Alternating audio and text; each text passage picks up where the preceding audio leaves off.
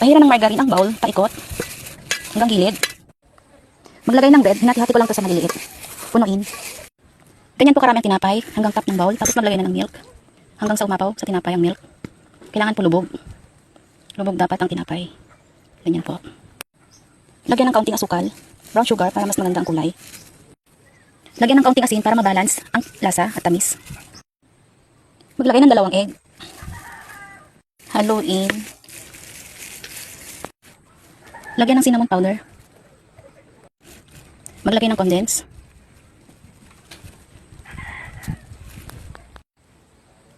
Naglagay din ako ng cheese. Optional po kung gusto niyo maglagay ng raisin. At kapag nilagay na lahat ng toppings, syempre kailangan haluan natin ng pagmamahal para masarap ang pagkaluto ng ginawa natin.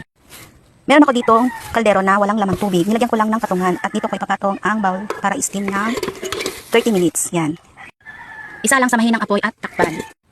At ayan, tinakpan ko lang ng foil at sinalang ko lang dito sa kalan sa mahinang apoy. Kung wala kayong oven, pwede naman na dito. Guys, tignan nyo na yung ginawa kong pudding. Open na natin. Ayan guys, ang ganda. Yan yung sa likod.